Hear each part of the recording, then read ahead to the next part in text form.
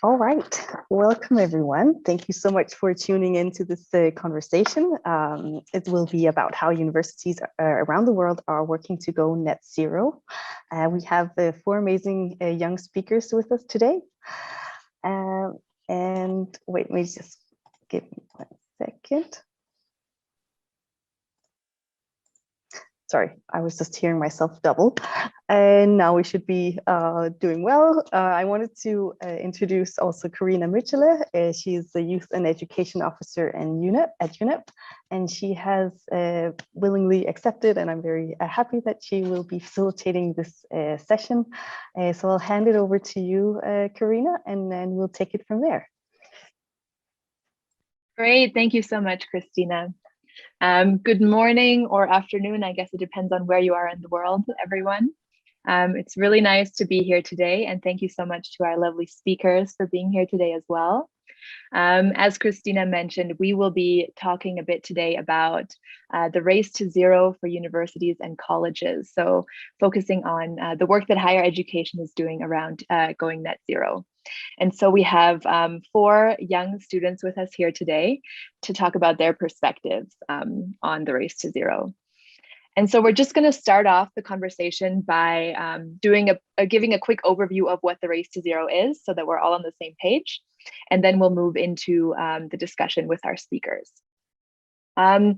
So for anyone who isn't aware of what the race to zero is, basically the race to zero is a campaign leading up to COP26 in November of this year, which is focusing on rallying leadership across the globe from different sectors.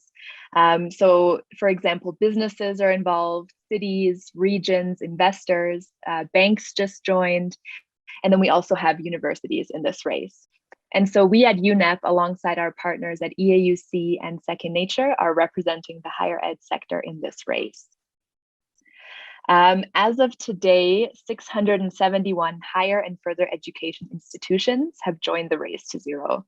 And together, all these institutions represent over 8 million students. So the impact that these institutions have is quite big. Just to give a quick overview of what the role of higher and further education is in this race.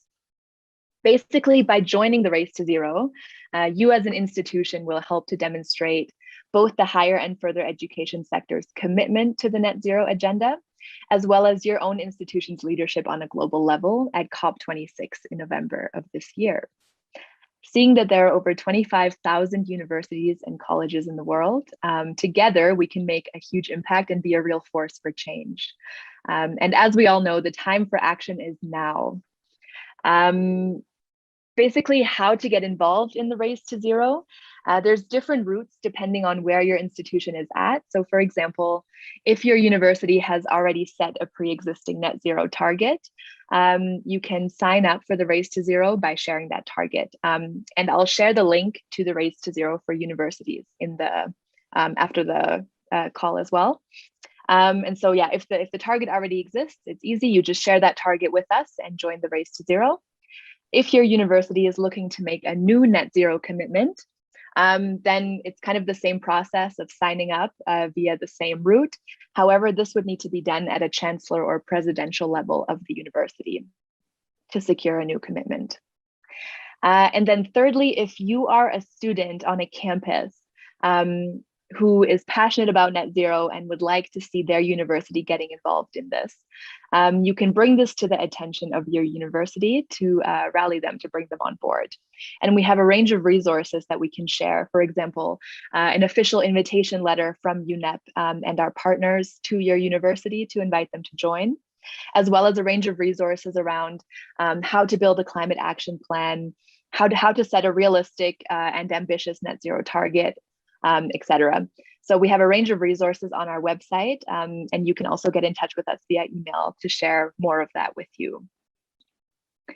In order to join the race to zero, a university basically has to pledge to the 4 Ps, we call them. So first we have pledge, which means that at the head of organization level, a net zero target needs to be set.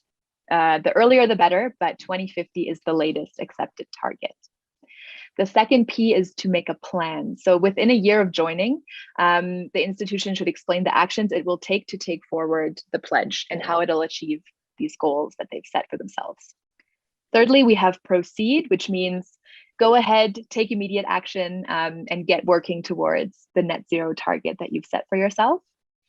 And then the final P is publish. So Race to Zero requires once a year for those who have joined to share their progress towards their net zero target. So that's kind of, those are the 4 Race to Zero overall requirements for joining. And so today we will be talking a bit more with 4 lovely young ladies about the work that they have been doing with their institutions. Seeing that to sign up to the Race to Zero, it kind of needs to be done at a head of institution level. We have been trying to work more with young people as well, with students in the university, to show their universities why this is important to them and why they think their institutions should be a part of this. And so that's kind of what the conversation today will be about. We'll hear a bit from our different speakers around why they think this is important, and they'll share a bit more around the work they have been doing on this as well. So let's jump right in. Our first speaker for today will be Mel Key. So welcome, Mel. Mel is a campaign manager at Students Organizing for Sustainability in the UK, which is an education charity supporting students to act on sustainability. She works with students at universities and colleges in the UK to support them to call on their universities to take action on the climate and ecological crisis. So Mel, thanks so much for joining us today. So please do tell us a bit more about the Net Zero Rankings for Universities project that SOS has been leading. What inspired this, and how have universities responded to these rankings? Why do you think it's important for higher ed to go net zero, and what role can students play in this? So kind of a range of questions for you, but over to you, Mel. Great, thank you. So yeah, as Carina said, I work at an organisation in the UK supporting students to kind of push their universities on setting ambitious carbon reduction targets. And last year at the National Union of Students conference in the UK, a policy was passed that called on SOS and NUS, so the 2 organisations, to research and publish every university and college carbon reduction plan and compare them, supporting student campaigners and officers to call on their institutions to commit to being net zero by 2030. And that was at a conference which had represented 7 million students in tertiary education in the UK. And that's where this project that I'm going to talk to you a bit about today came from. So following on from that, we kind of collected UK university and college carbon reduction targets and created an easy online resource that scored institutions based on the ambition of their target and allowed students to look up their institutions, see what the targets were, and also see a breakdown of that score. So it's kind of, I suppose, creating an easy way for students to see what their institutions have set and also what that means. So on the online resource, institutions are compared across 4 groups. So we've got some that are leading the way, some that are working on it, some that need improvement, and some that are in need of support. As part of this project, we believe that all UK universities and colleges should publicly commit to being net zero for scopes 1, 2, and 3 by 2030. And within 12 months of this commitment, a bit like the Race to Zero, institutions should have developed a fully costed and comprehensive action plan showing the planned emissions reduction curve. So we're kind of pushing institutions not only to set these ambitious targets, but also take action on them. The scoring over on the carbon targets campaign is based upon key areas. So what the target actually is, whether it's a zero carbon target, net zero, carbon neutral, or a reduction, which scopes this target covers, when the target is planning to be reached, so 2030, 2040, 2050. whether it's a science-based approach, whether the institution has an action plan, and whether students and staff were consulted on this target. We've also collected data on offsetting, but we haven't scored this. It's just kind of an information piece. Since launching this last year, we've had many more net zero commitments from institutions, many of which are kind of around 2030 or some even earlier. And we've also found the campaign to be a great tool to kind of engage students with university carbon targets and plans, either getting them involved or supporting them to campaign for these to be set, or also just to kind of talk about what universities are doing in this area in the UK. So that's kind of an overview of what the project is. And then to answer kind of the second part of the question, I think it's really important, and we found through this campaign that it's kind of really important for universities to be going net zero for kind of a few reasons. I think universities in the UK are kind of societal leaders in their areas, particularly in local areas. And so it's a really important thing to be doing to set an example for other institutions.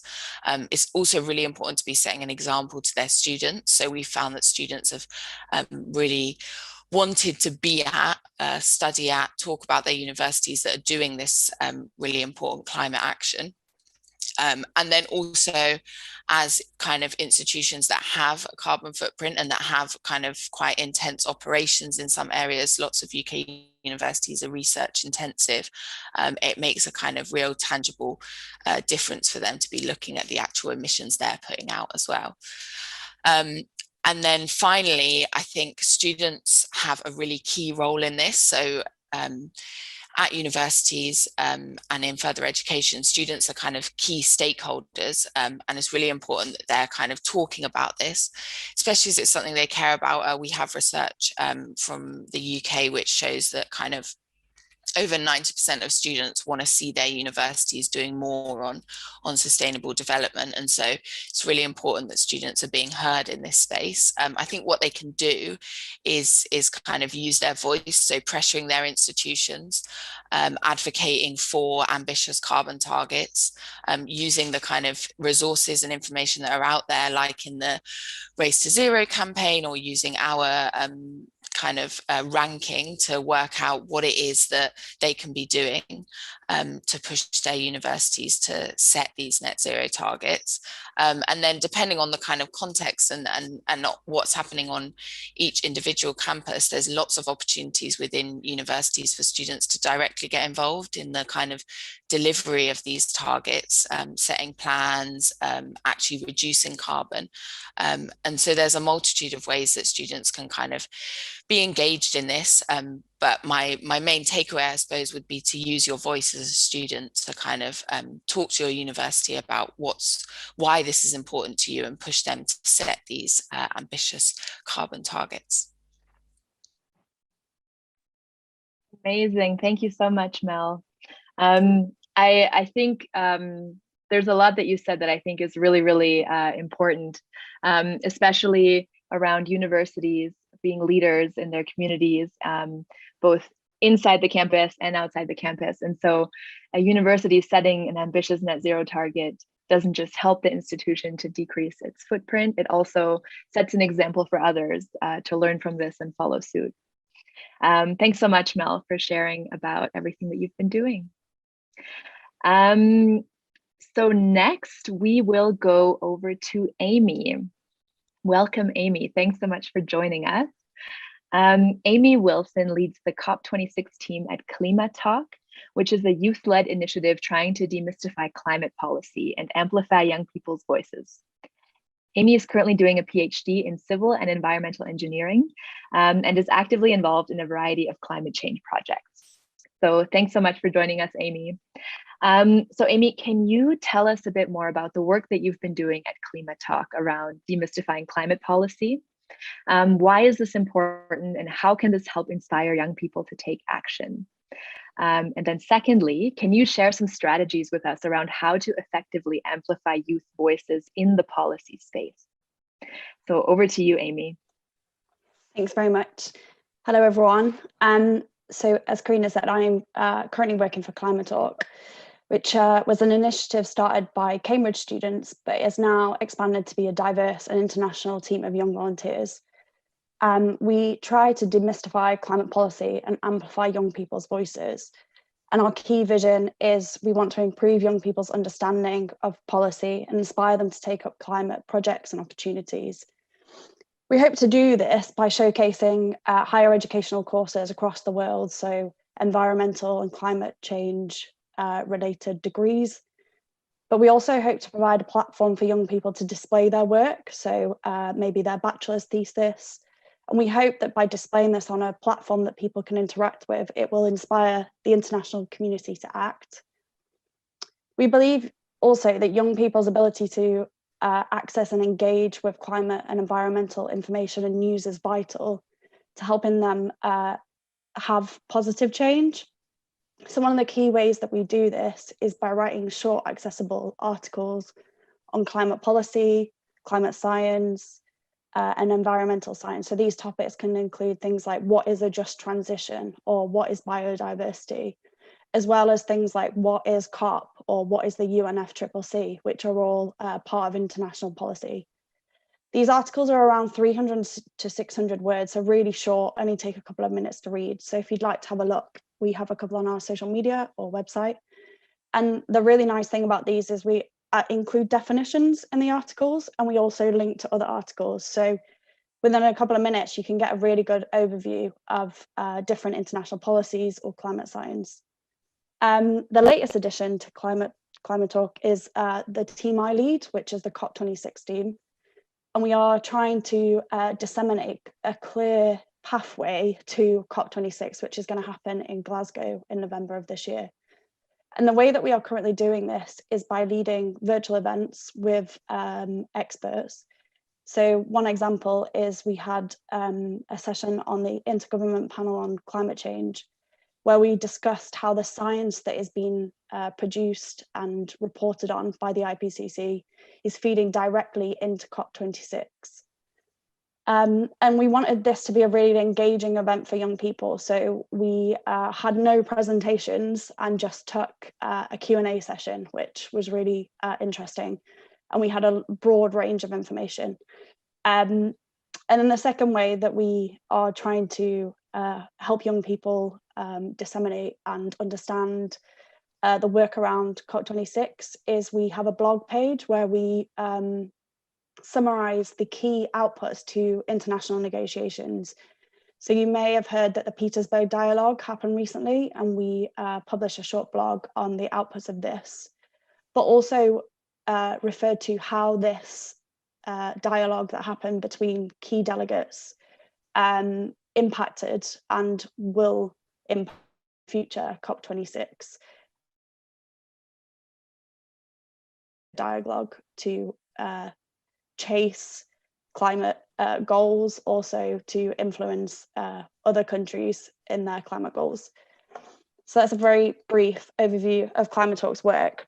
To answer the second question, to how to amplify young people's voices, I think this is something that can be done by universities, but also by young people themselves. So the top three things I would say, the first one is to showcase your work. And that can either be done through universities providing a platform to display work. But I think this needs to be done in a clear and concise manner so that policymakers and high-level officials can engage with it. They don't engage with long pieces of work. They don't have the time to read long pieces of work.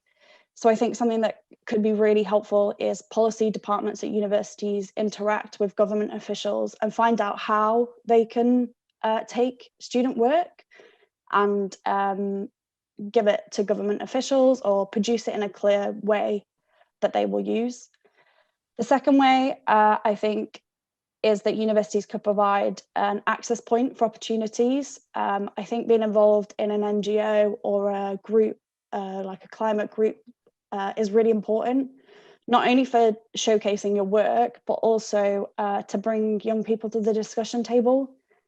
But also being part of these small groups can expose you to conferences where you might meet the broader international community on climate change. But also you can meet policymakers, and you can interact and influence policy that way, and obviously amplify the work that you're doing. And just an example, the Climate Expo conference was held by the UK universities recently. This was completely free. It was a 5-day conference, and it had a huge audience. So yeah, I'd highly recommend looking out for opportunities where you can display your work. And then thirdly and finally, a really simple thing that I learned while I was on placement with the British government, and I think universities can provide training on this, is how to actually engage yourself with policymakers. And a really simple tip that I learned while I was on placement was to use your social media, not as a way to publish your work necessarily, which it is a great way, but to engage with policymakers or climate officials or climate experts, just by following them, liking them, sharing their page regularly, because the more you interact with them, the more likely they are to see your work. So yeah, I think the final thing would be for universities to provide training on how you can amplify your voice and make it heard. Yeah, thank you very much. Amazing. Thank you so much, Amy. That was really interesting. I really also like what you said about basically showcasing your work in a way that makes it accessible and useful to policymakers, because I think that's so key. Often we have a lot of really amazing groups representing the voices of young people around the world and what young people are asking for. But I think the kind of a gap that we need to resolve is how can we make this useful and accessible for policymakers, and how can we bring the two together to actually bring about the change that we need. So I think that's a really helpful point about how this can be done. Thanks so much for sharing. Wonderful. Okay, now let's go to our next speaker today, which is Anna. Anna, thanks so much for joining us. Anna Corrêa, I don't know if I pronounced that correctly, hopefully, is a board member of the International Climate Students Movement, CSM, which is a new student association that helps higher education institutions practice what they teach about climate science. So she supports students' initiatives in CSM's network to strengthen their impact on higher education institutions. And she also coordinates UNEP, which is the local group in Brazil. So Anna, thanks for joining us. Welcome. So my question to you, so as we know, like a key element in the transition to net zero is education. So why do you think it's important for higher education students to learn about climate science? And it would be great if you could also tell us a bit more about the work that you've been doing around net zero and universities, and also what inspired this work for you. So over to you, Anna. Perfect. Thank you, Carina. Hello, everyone. It's an absolute pleasure to be speaking with you from Brazil. First of all, it is important that not only college students are ready and prepared for dealing with climate change, but willing to do it once they got in the job.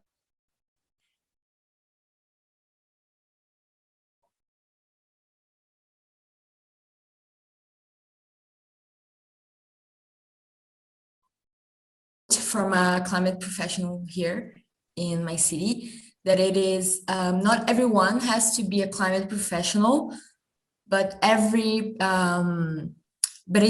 required that every professional in the future knows about climate.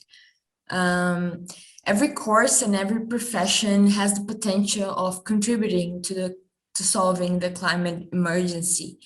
So while you're in college, you have the power for this bottom-up approach, and higher education institutions do have an interest to go net zero. They form the future leaders of society, and going net zero can contribute by showing by example for students and for the local community what can be positively be impacted by those students leaving university with climate knowledge.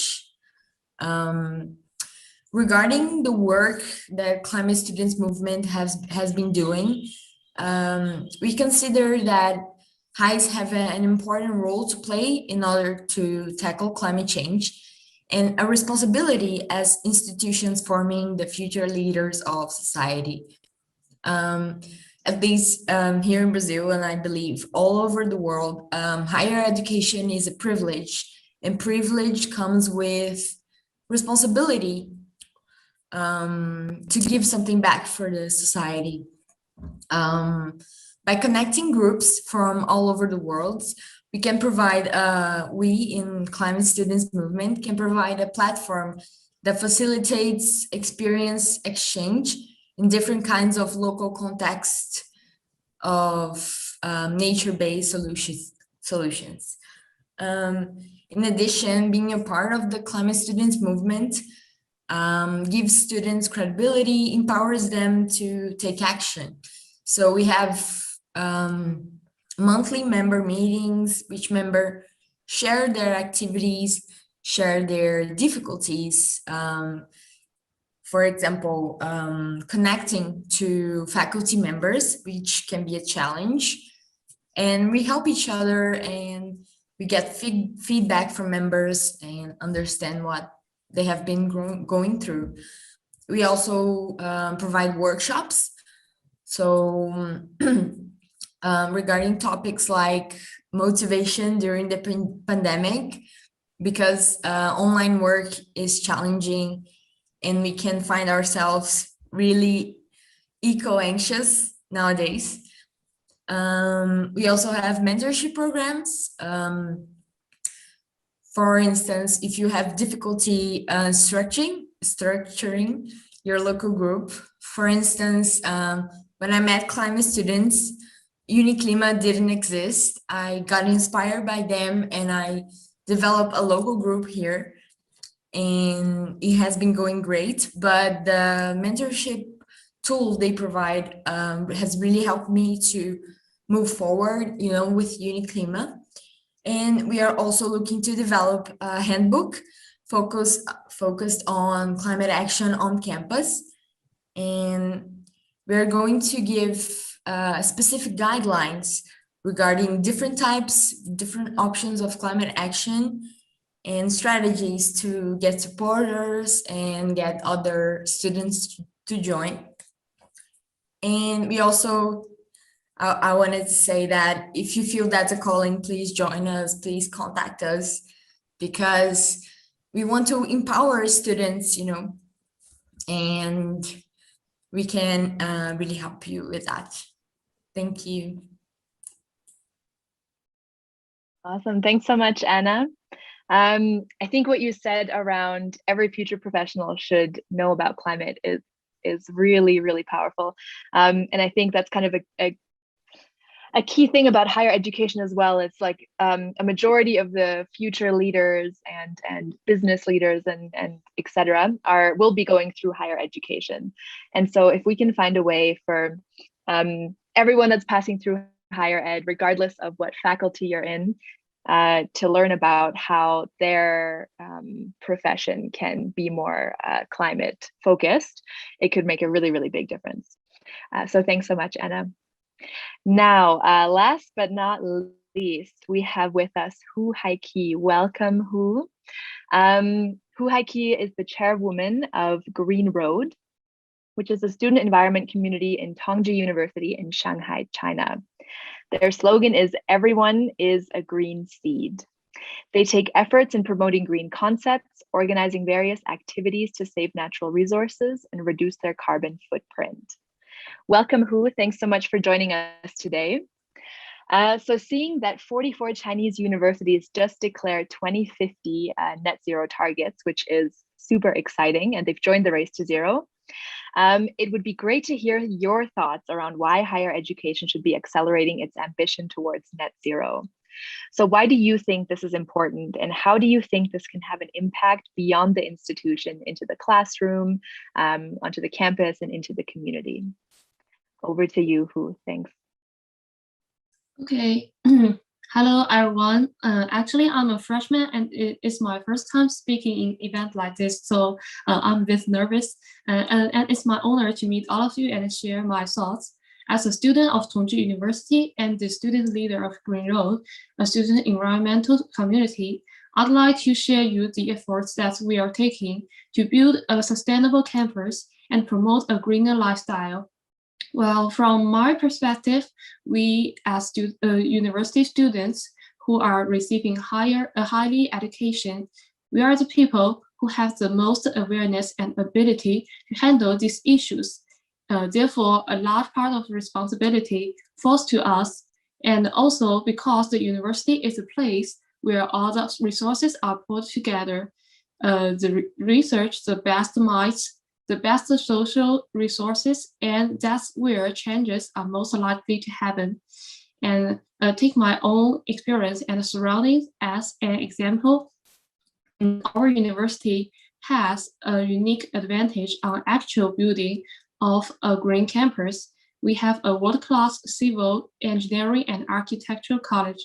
For example, instead of air conditioning for the grand auditorium, we have implanted a unique system that draws the cold air from the ground to cool the whole room down. And our environmental science and engineering college have been working with the civil engineering and architectural team for decades. They work and upgrade on all the teaching buildings, dormitories, natatorium, and ecological garden to apply the latest technologies for conserving energy and improving efficiency. Well, next month, the 5th of June, Tongji will, for the 11th years, hold the International Student Conference on Environment and Sustainability. Even though the pandemic is still ravaging the rest of the world, it's still a heartwarming thing to see the future youth all over the world gathering online.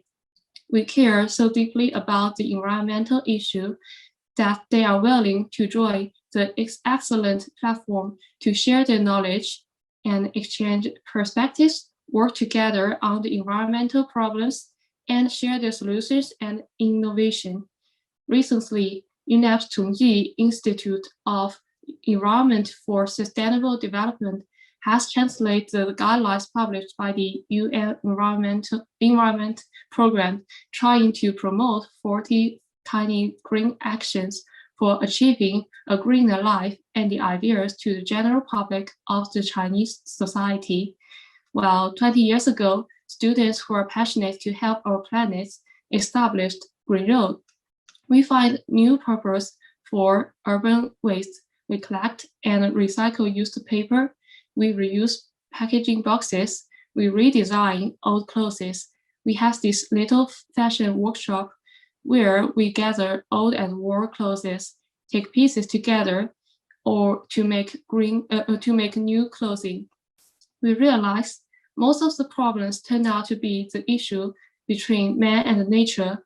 So we take tour to identify the environment around us. We also understand that environmental problems cannot be tackled by us alone.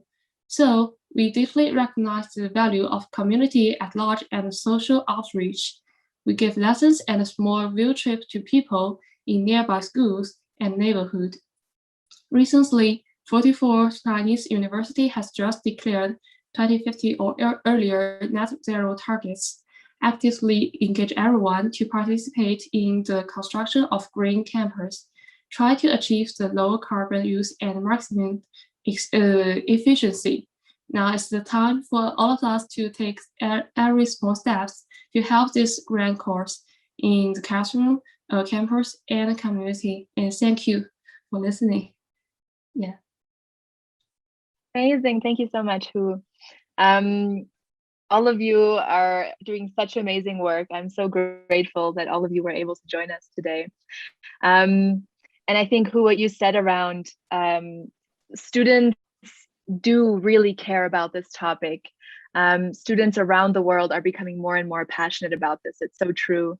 In a recent SOS International Global Survey, I think something like 92% of student respondents agreed that sustainable development is something which all universities and colleges should actively incorporate and promote. So it seems like the amount of students becoming more and more passionate about this is increasing. Thank you so much again, all of you, for sharing your work and your thoughts around this.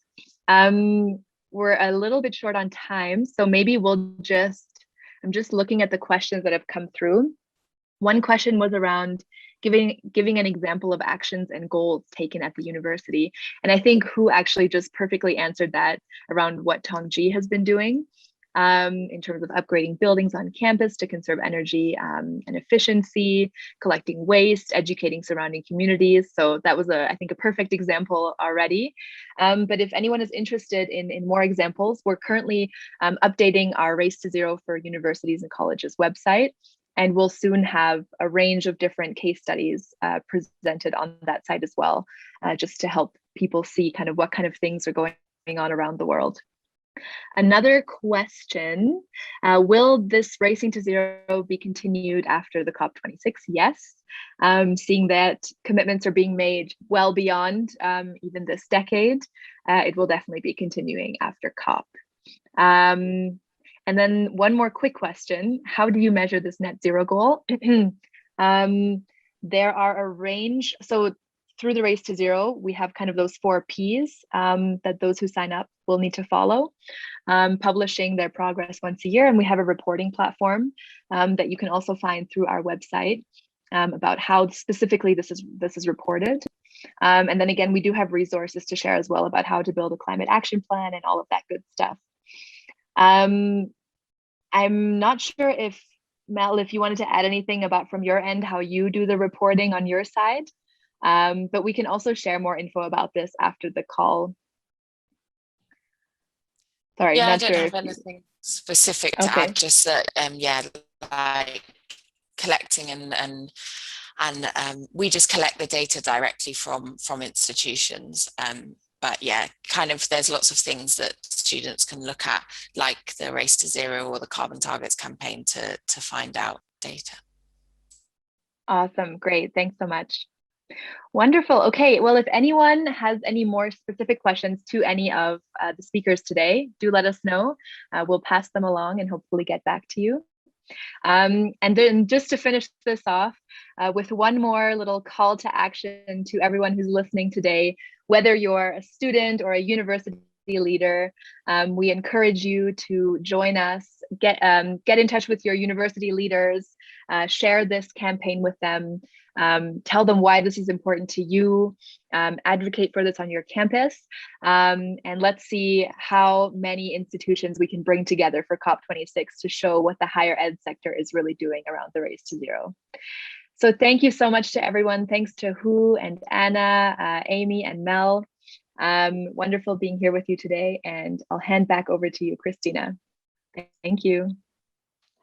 Thank you, Carina. I also just want to say a huge thank you to Hu, Mel, Amy, and Anna. It's really wonderful to hear your passion and your experience within the Race to Zero campaign. And yeah, there's lots of links, useful links, if you want to, anyone in the audience would like to join the campaign as well. As Carina says, hopefully all universities will take part in this campaign, because it is, I mean, it's not it won't end by COP26. It's a long-term goal. Yeah, I also just wanted to highlight that a little later on this page, we'll also have another conversation with 3 students from 3 eco-campuses, and they're also doing work around climate action. So I just wanted to highlight that if anyone is really interested in this topic and will want to know more. But with that, thank you again so much. Yeah, and I hope you have rest of the day.